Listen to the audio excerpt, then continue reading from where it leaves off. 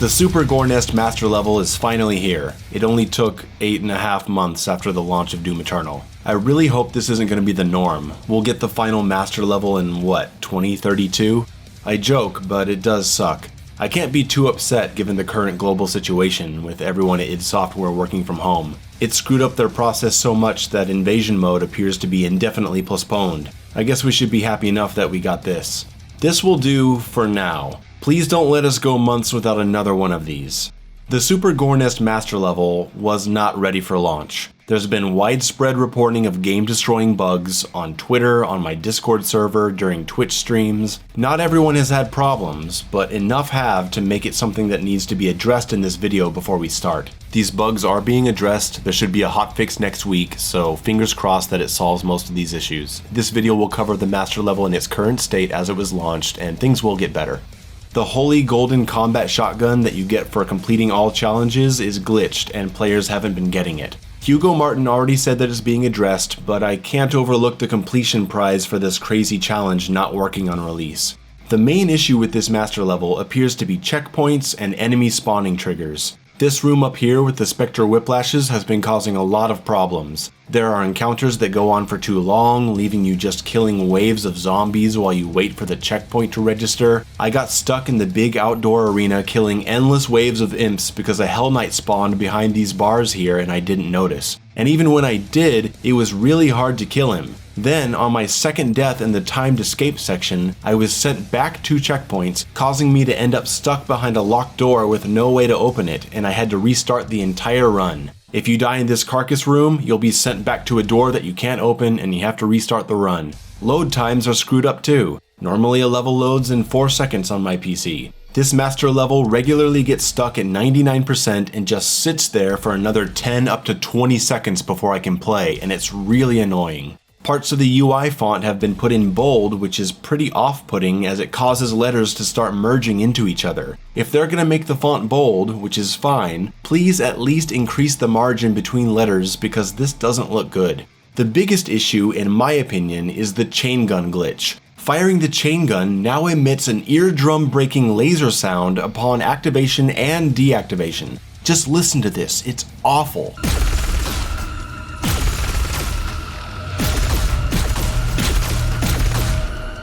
But what makes it truly terrible is that the sound isn't connected to the sound effects mixer. So if you're like me and you like to lower the sound effects by half so you can feel the music, the chain gun pew sound will still be at max volume, becoming much more annoying.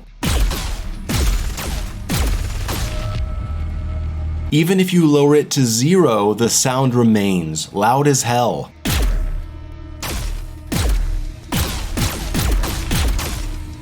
Even if you lower music, sound, and dialogue, the pew sound remains.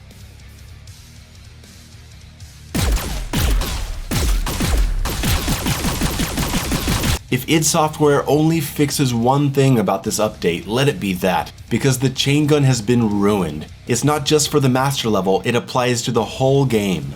This thing wasn't ready. I know Doom Eternal has some weird bugs in it, some of them are frustrating as hell like the blood punch detection glitch, and some of them are just cute and funny like lost souls flying off into space. I really don't mind that stuff, I actually think it gives the game some comedic character. But this was just too much, and I don't know how much I'm gonna play it until it's updated. I really didn't want to start the video this way, but I had to. Now that that's out of the way, I can get to actually talking about the master level, because it's awesome. I love that immediately there's something you're not gonna expect. Lost souls waiting for you around the corner, and then to your right there's a couple shield guys. The placement of the shield guys here is pretty brilliant because the DLC levels were full of shield guys, and this early encounter makes you think, oh god, there's gonna be a bunch of shield guys in this thing, isn't there? But no, they disappear for the rest of the level. It's a cute little fake out, id Software playing with the audience a bit, and I like it a lot.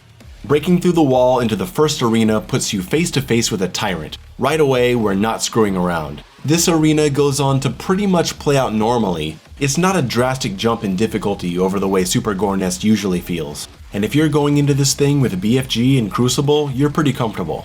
Walking into the next room, you're met with a surprise Cyber Mancubus and Dread Knight and 2 Tentacles, deadly foes to have in close quarters, followed by an ascension into the aforementioned Spectre room that can cause the game to softlock.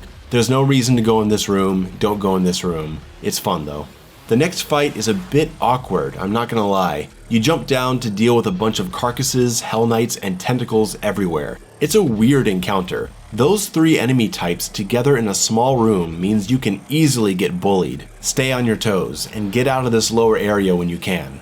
Heading up to the gooey, fleshy center of this area, formerly the Buff Totem teleporter section, things start to get really interesting. A fog slowly rises to screw with your visibility, and now you've got mecha zombies and specter whiplashes, which id Software must love at this point because you can't use lock-on rockets on them, or in my case, use microwave beam to stun them for combos.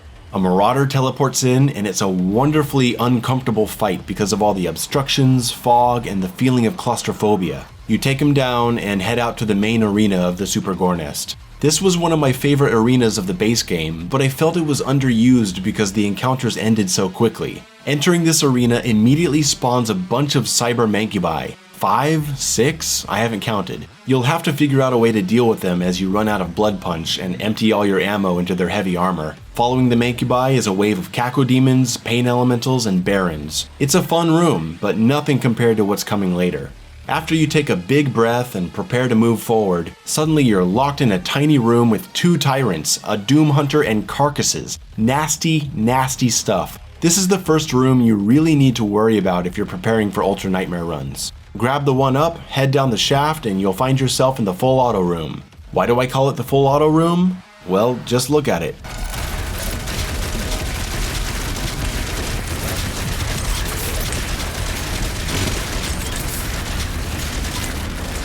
Once the Buff Totem is destroyed, we're heading down to the sewers, but not before we're locked in with a Marauder followed by 2 Arachnotrons. Surprisingly deadly encounter, I gotta say.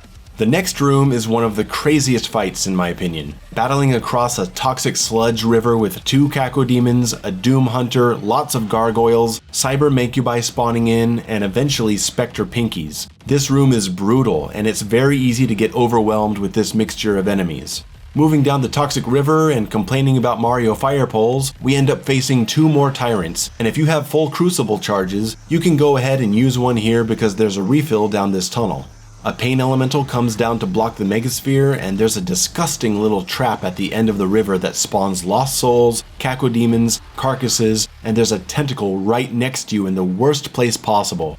I want to take a moment to mention the excellent tentacle placement in this master level. They're so good at popping up when you don't expect it. They really feel like a threat here. In the Ancient Gods, the tentacle placement was good too, and here it's even better. Tentacles are great when you don't realize they're there, or when you forget about them, and suddenly you're getting smacked around and thrown off your rhythm. I've really come to love their addition to this game. Speaking of tentacles, this area of the map is now flooded, and you can dive in for a super armor, but you'll have to navigate a bunch of tentacles to do it. What a troll. The single teleporter room has a cute little fight with pinkies, cyber mancubi, and then a hidden buff totem that causes a buffed mancubus to come out of the wall swinging like a madman.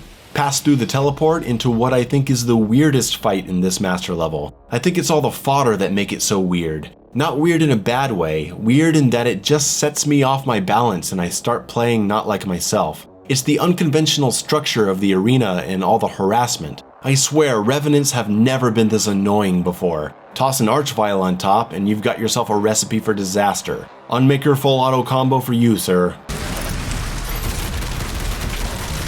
And this Baron upstairs. Remember that buffed Mancubus? He has a twin brother that bursts through the wall while you're trying to be careful around tentacles. Great surprise attack. Pass to the next room and you've got a bunch of cacodemons, carcasses, and mecha zombies as you destroy 2 buff totems. Not too bad, just gotta take out the totems fast. Up next is another surprise, where you fly through this unassuming platforming section just to be blocked at the end, and you drop down into the toxic waste to fight like 4 specter whiplashes. Good stuff. Next is a bit of an odd room. If you've been missing the Berserk power-up in Doom Eternal, this room is for you. Grab it and rip and tear everyone you see. Then when you're done, pick up the quad damage and do it again. It's a good day for full auto, ladies and gentlemen. Speedrunners are gonna hate this room because while it'll be fun for casual players, speedrunners are gonna feel like they're just waiting to get on with the level. After this little break, we have my favorite room. The long, narrow, toxic pathway that throws 2 marauders at you, one in front and one behind. They box you in, and if you don't handle them quickly, your radiation suit expires and you start losing health fast. It's a fantastic source of added pressure, like the turret in the fog sequences of the Blood Swamps. It mixes up the marauder fight just enough to feel really fresh. Love this part. Love it. Have a little IGN. I love IGN. As you step out into freedom and take down a lone tyrant and restock on ammo, get ready for the final showdown. Arachnotrons, revenants, tyrants with a buff totem. Like 5 tyrants with carcasses. And after you've killed a couple of the tyrants, say hello to 3 archviles on opposite corners of the map. Archviles are still wimps, but using them like this definitely makes them more interesting. Best arena fight of the map. All that's left is the timed escape section. Easy enough. Oh no, wait, everyone is buffed. Buffed imps, buffed mancubus, tyrant and marauder blocking your exit, doom hunter waiting for you on the platform. Make your way up and then down into a short swimming section that takes you into a parade of buffed zombies welcoming 2 buffed marauders rushing to prevent you from getting to the final teleporter to exit the level. Whew, man, what a level. If this is what we can expect of future master levels, we're going to be enjoying this game for a long time. id Software did a fantastic job with Super Gore Nest, and I can't wait to see what's next. Just one question, why no spirits, man? Like 2 spirits, is that too much to ask? I like how they shake things up. Bring them back, okay? Thanks for watching, make sure you're subbed, check out the merch store, and I'll see you in the next video.